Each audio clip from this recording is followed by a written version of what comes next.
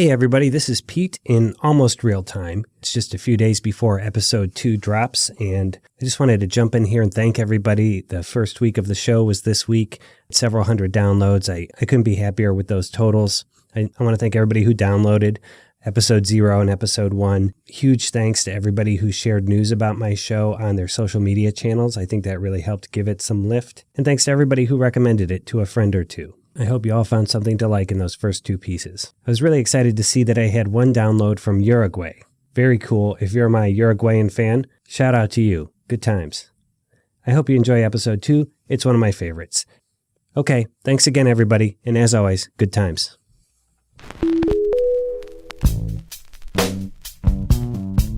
Hey there. Do you want to help me out with future episodes? Over on PeteBrownSays.com, there's a link called Submit. Every few weeks, there's a new prompt there, and you can submit short stories of your own in response.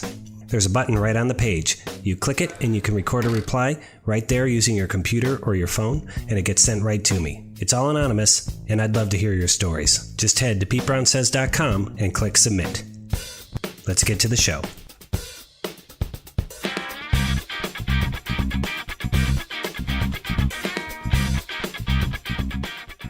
Friday, 1:24 p.m.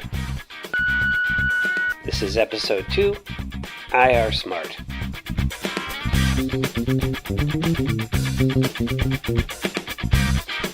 Hey everybody, welcome. I'm Pete Brown, and this is Pete Brown Says, my creative nonfiction audio experiment.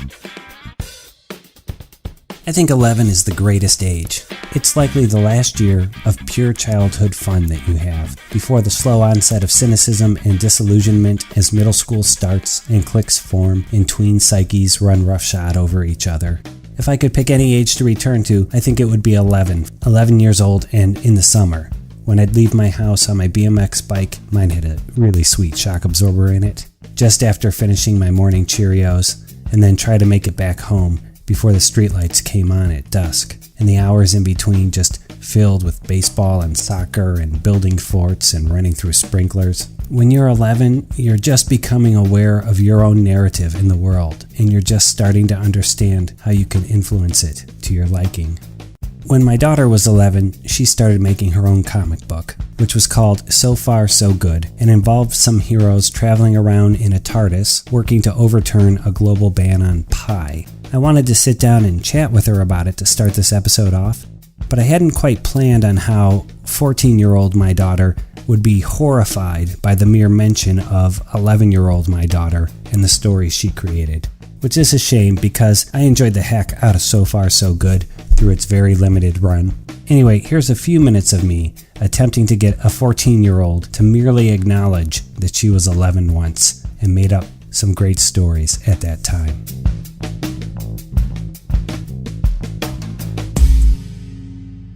So I want to ask you about a couple things from like when you were 11. No, I was very cringe back then.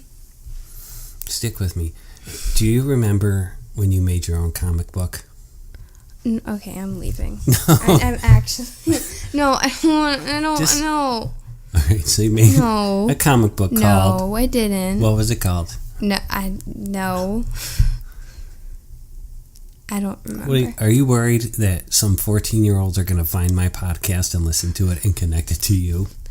Shh. I have a picture of you holding up 2 issues of the comic. I don't know what you're talking about. I will splash it across social media unless you talk to me about You this. can do that with how many followers? 50? About? How many followers do you have? I can make it happen. Okay, so do you remember when you were 11 you made your own comic book? Yes. What was it called? I don't remember. So Far So Good. So Far So Good? Yeah. What do you remember about it? I remember a bunch of my friends and I would do it during indoor recess because there was nothing else to do. There was a global ban on... Pie? That's right, there was a global ban on pie. And do you remember how Did I spell global right? Close enough. Do you remember how your characters got around? No. In a TARDIS. Oh, I was a great kid. Yeah, because you were a big Doctor Who fan, right? I still am, yeah. And so, as those issues went on, as those issues were developed, more and more Doctor Who stuff worked its way in there. Yeah. Yeah. So I was wondering if, like, it was easier for you because you knew the Doctor Who universe and characters, and that helped you build out the story you wanted, or did you consider the comic book like a work of fan fiction? I'm gonna be honest with you. I was 11. I can't really recall my thought process from comics I made during indoor recess in 5th grade. But you love Doctor Who. Yeah, I did. And it was fun making stories with those characters? I don't think there were characters from Doctor Who. I think there were just certain aspects that I threw in there. I see. Well, you're a writer now, and this was really some of the first real writing you were doing. Real writing. If I find those comics, can I put scans of them in the show notes for this episode? Thank you. No. Okay, so then in 6th grade, you did NaNoWriMo. Which oh is my gosh, National Novel Writing Month. I never showed you my NaNoWriMo, though. Yes, you did. Oh my and tell me who that story was about. So you wrote 100 pages in a month. Yeah. Or does. Well, no. Tell us about the story. I don't remember. I just think it was some sort of spin-off with Harley Quinn. It was a story about Harley Quinn, and you were trying to sort of redeem her character in it. Yeah, because this was before she was popular. In 6th grade, I was her for Halloween, right? Mm-hmm. And I don't know. I just remember seeing how she was portrayed in comic books and thinking that it was kind of like, how could this scientist get so far off just from meeting this one person? Like, I don't think that anyone, even in superhero comics, could have that power. Yeah. And so I just remember thinking, like, this isn't right. We got to get her back on the good side. Yeah. And I don't really remember that much about the book, but I remember thinking, like, this doesn't seem really real. Yeah. So. But that would count as fan fiction too, right? Yeah, I guess. Sure. So, and even though you seem embarrassed by those works, right? All the writing that you do now, you benefit from having done that work before. I guess. Yeah. So, if you were going to write a novel today based on existing characters, who would be in them? Jughead. Yeah, I'd probably do Riverdale. Nice. So, do you still like writing? Yes. Do you still do it? Yes. Yeah, you're really good at it. The only thing I'm really upset about is that So Far So Good ended after 2 issues, and we still don't know if the global ban on pie I'm gets sorry overturned. about that. Why would someone ban pie globally? I don't know. Who has the power to do that? I don't know. Okay. All right, so that's what I wanted to talk about first of all, was just how, when you were starting to become a writer, how you used familiar characters. Mm-hmm. And you used them as an homage to those characters in a way. Yes? Mm-hmm. Okay, very good. But you don't want me talking about those? No. No. You know, you say you were 11 like it was a lifetime ago. It was only 3 days ago. 3 years ago. 3 days ago. Sorry. Okay, hold on. I gotta stop this because your mother wants to get in the room.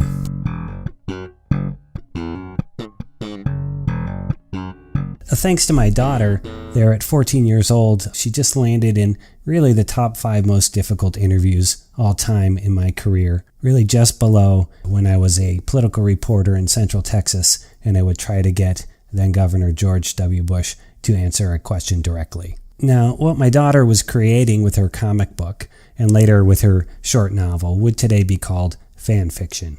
That's when you take characters and elements from your favorite entertainment properties and you put them into stories of your own design and you publish them. Years ago, you published them in photocopied fanzines, and nowadays you publish them on the internet, the advent of which, I believe, ushered in an avalanche of fanfic. In many cases, the entities that own the characters the fans are engaging with tend to be more or less supportive of fan fiction, at least non-pornographic fan fiction, which I think they consider to be an homage to their property rather than out-and-out plagiarism. And so long as no one is making any money off it, which as far as I can tell they aren't, then it's all good.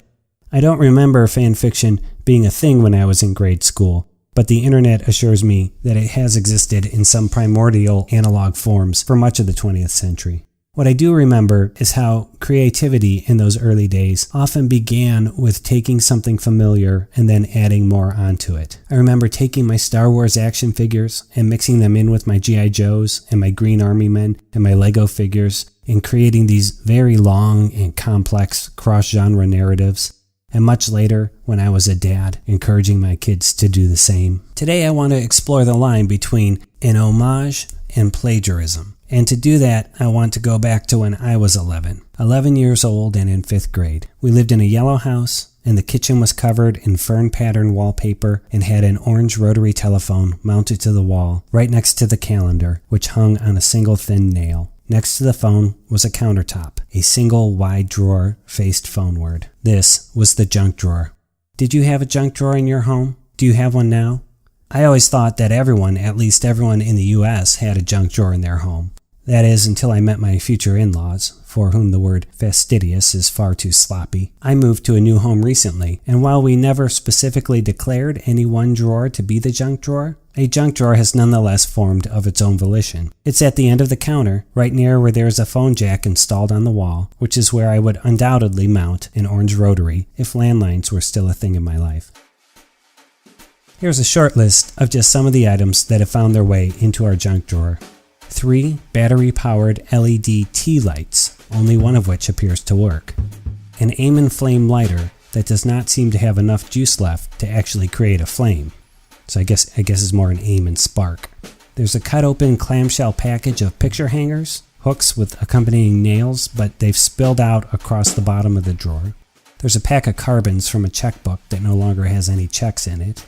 There's a pink highlighter and a yellow highlighter. There are 3 of those twisty, double-ended Allen wrenches that come with IKEA furniture, and there's a pack of Post-it notes which is open, and the note on the top reads Thursday-furniture, and I have no idea what that means. There's much more junk in my junk drawer, but I think you get the idea. Junk drawers form from the detritus of living. They hold the things that we deem to have just enough value to not throw away, but not enough value to have their own designated place in the home. The junk drawer of my childhood home was glorious. I have honestly never seen its equal. There were afternoons where I'd pull a chair over and just sit and go through it, taking things out, considering them as I turned them over in my hands, then putting them back in, just as higgledy-piggledy as they were. Here are some things I remember from my childhood junk drawer. Poker chips in various shades, as if my parents had bought a pack of poker chips and it just exploded in the junk drawer. I remember there was a keychain on the ring of which were 15 more keychains. There was a horror movie-worthy ice pick, and there were probably 7 to 10 gas latches. So very quick aside here, as a child I lived through the transition from having gas station attendants fill up your car to self-serve. And when this happened, my entrepreneurial parents created this invention called the gas latch, which was a length of curved steel tube which could be added to your keychain, and it hooked onto the gas pump handles and it held them open while filling the car. My parents had several thousand of these gas latches made and sold them via mail order, placing an ad in the back of National Enquirer, I believe, to do so. I remember being transfixed by the envelopes that came from other countries. Such amazing stamps. Where's Sweden? In any case, the gas latch never caught on, in part because your keys would always fall off the keychain end of it, and in part because people just didn't seem to mind holding the pump themselves. Today's pumps, as you know, have a little latch that you flip to hold them open. Plus they have an auto shutoff feature that the pumps of the early 1970s did not have. But every time I flip this modern latch to hold the pump open, I think of it as kind of an homage to my parents' gas latch. Gas latch fanfic, if you will. Also, I'm more than certain that if I went to my dad's current place and dug around, I could still turn up a few hundred gas latches. On the day I'm remembering just now, which was back when I was 11, I found in the junk drawer a bumper sticker that read, "I choose not to cope," the letters of the word cope spilling off the vinyl, Travis Bickle style. And I also found a button, probably 2 inches around, white background, with green sans serif letters that read, "I Are Smart, I Are Irish." And then there was a little shamrock. I was looking at this button when my mom, who was half Irish, came into the kitchen. "Can I wear this to school on St. Patrick's Day?" I asked, and she said, "No."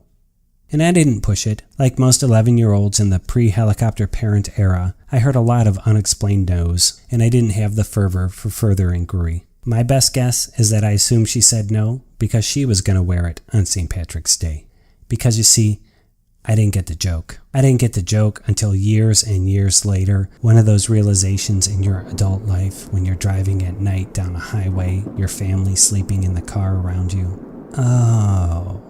And once I finally got the joke, I was instantly perplexed as to how and where the button came to be in our junk drawer. And again, I'm just guessing here that it had to do with my dad. Now, my dad he was far too old when I was born. He was almost 50, so he retired when I was 9 years old. And one of the things he liked to do in his retirement was drive around to different bargain and junk stores in order to kill some time, as he put it. He liked to tease my mom now and again about things she was that he was not, particularly being Irish, or being Catholic, or every once in a while, if he was feeling brave, about being Croatian, which was her other half, the half she didn't like to talk about. He probably found this button and bought it for 25 cents. 2 bits, as he would say. That's my dad's era. They call a quarter 2 bits. He probably put it on my mom's dresser or something, and then, by the black hole theory of junk drawers, it simply made its way there. No harm, no foul. Another super quick aside, I did recently try and ask my dad if he remembered anything about this button, but he's a 91-year-old widower now, and while he remembers a great many things, this button is not among them. In fact, without me having the button itself, I'm not sure he really understood what I was describing to him at all. He just kind of shook his head, and then he put his hand to his ear and turned off his hearing aid, which is one of the ways he signals that he's had enough conversation with you.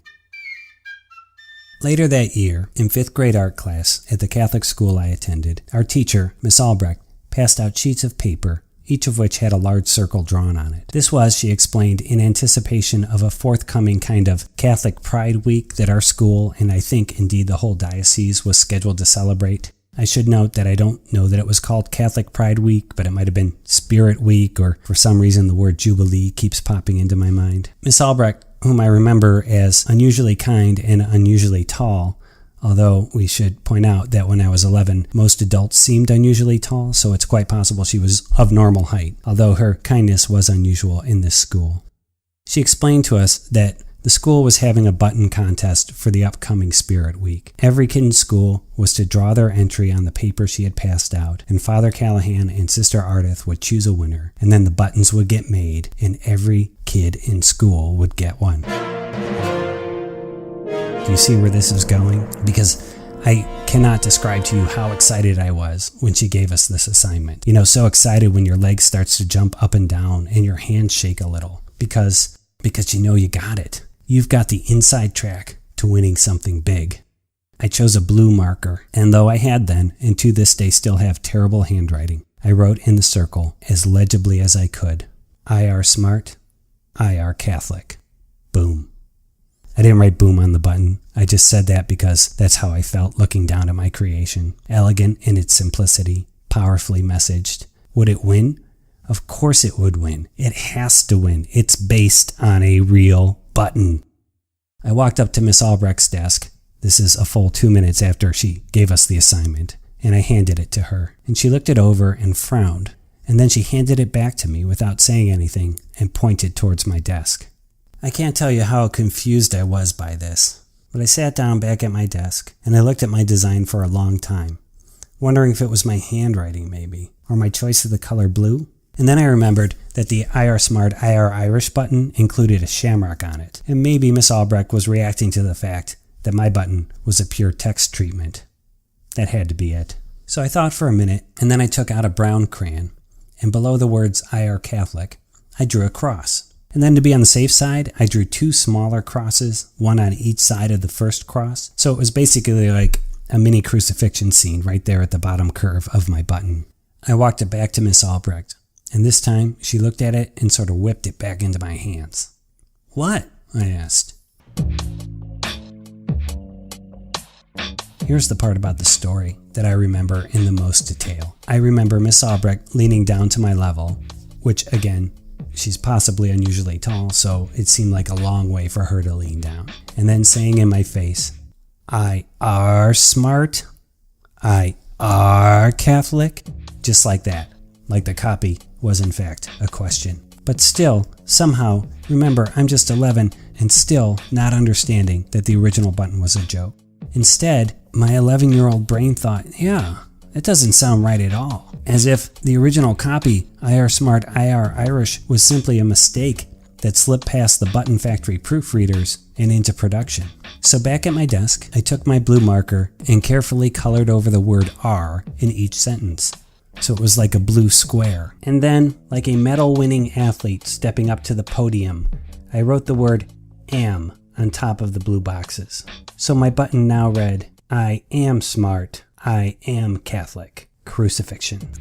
I have to admit to feeling like this was an improvement. It was more powerful in its declaration. Now it was somehow even more certain to win. Yet when I took it back to Miss Albrecht, she shook her head in what I was learning to recognize as disappointment, put the paper on the pile of other button designs that had been turned in, and told me to go to my desk and read something. I was forever disappointing my teachers in ways I never fully understood. Still, I figured whatever her problem was, she'd get over it when Sister Ardith and Father Callahan picked it as the winner. So you can imagine my surprise a few days later when Sister Ardith, during morning announcements she made over the PA, announced the name of the winner, and it was not me. It was some girl in the 8th grade. And I thought, what? What a ripoff! How'd it get so ripped off? It was a total ripoff. I mean, didn't they know that mine was based on a real button? And then I paused. And for the first time I thought, maybe they did know. I mean, Father Callahan was like the most Irish guy I knew. If anyone was going to have an I Are Smart, I Are Irish button, it was probably him. And maybe, despite the corrections I had made to the original copy, my version was too close to the original. Maybe they thought I was indeed a copier, a copycat. One who copies. Maybe I was going to get in trouble, even though I didn't win. Oh my God, maybe they were calling my mom. Maybe my mom was on the Orange Rotary right now, looking at the button in the junk drawer and saying, I believe I do know where he got this idea. Maybe spelled quickly and with force when you're 11, confused and a little bit scared. I kept my head down for the rest of the week. I was worried that maybe Sister Ardith would see me in the bus line and it would remind her that she was supposed to call my mom and tell her about this dirty business. Don't look up, I'd tell myself. Don't make eye contact. Looking down is how I remember the end of this story too. The following Friday, as we left the classroom, the teachers gave us each a copy of the winning button and told us to wear it to school on Monday. It was about the size of a $50, or 4 bits, as my dad would say. And I just held it in my hand, not even looking at it until I got out of school and onto the bus, and then looked down at it. It had a yellow background with maroon letters, which was our school colors, by the way. I probably should have thought of that. And the button read, Catch that Catholic spirit. Catch that Catholic spirit. Which is a nice line, but to be fair, was awfully similar to a major national campaign that Pepsi Cola was running at that time, the Catch That Pepsi Spirit campaign, Catch that Pepsi spirit. which was on TV, Catch that Pepsi spirit. on the radio, Catch that Pepsi spirit. Catch that Pepsi spirit. There was even a major contest to spell it out with letters that you would find under each bottle cap, but no one could ever find the R. And I just couldn't understand how the heck my button, based on a real button, could lose to this. Why was it that my button was copying, but this blatant ripoff, this was just fine? I mean, don't nuns drink Pepsi? Doesn't Father Callahan have a TV in that weird little house behind the church that he lives in? And I'm riding the bus, and I'm looking down at this button in my hand, and it's just dawning on me, slowly, that it's as if the Catholic Church is somehow out of touch with reality.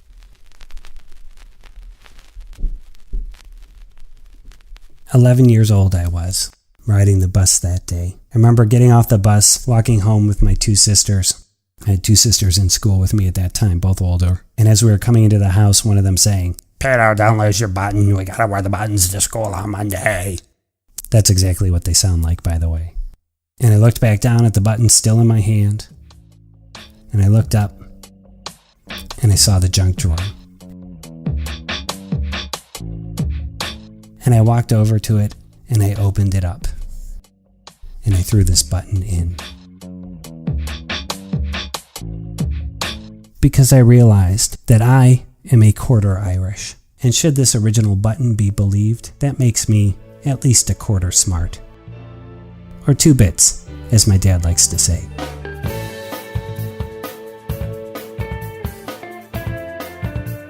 Pete Brown Says is the property of Blue Monkey Communications and is a work of creative nonfiction audio written and produced by me, Pete Brown. This show is written to the very best of my memory. If you like the show, can I ask you to take 5 minutes and leave a review on iTunes? More than anything else you can do, this will really help get these stories in front of more people. If online reviews aren't your thing, maybe just tell a friend or two that there's this quirky new podcast that they should check out. You can read an essay version of today's main story at PeteBrownSays.com, where I also put a featured image for each show, usually something that was in the episode itself. The written essays usually have some additional materials and content that was cut from the audio production, as well as links to other things mentioned in the show. Finally, you can follow the show on Facebook at facebook.com/PeteBrownSays, on Instagram and Twitter at PeteBrownSays, and also over on Medium at medium.com/PeteBrownSays. Music in this show comes from a variety of sources. The opening and interstitial music is by Brian Hake. Additional interstitials are by Kevin Davison. And the closing song, I'm Not Myself, is by Brian Hake and Kevin Davison, as performed by their now defunct band, Delicious. Additional background tracks and sound effects come from the websites audionautics.com, the YouTube Free Music Library, and freesound.org, and are licensed under Creative Commons. Please see the show notes on PeteBrownSays.com for complete attributions.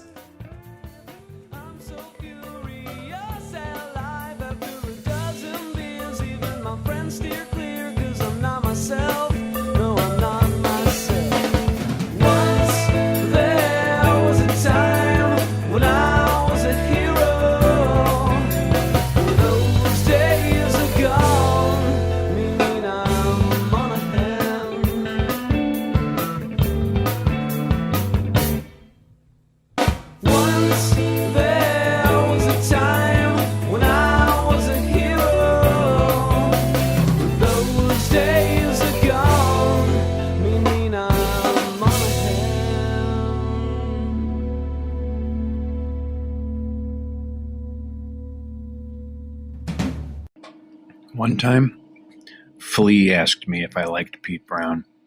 I said yes. That was a lie.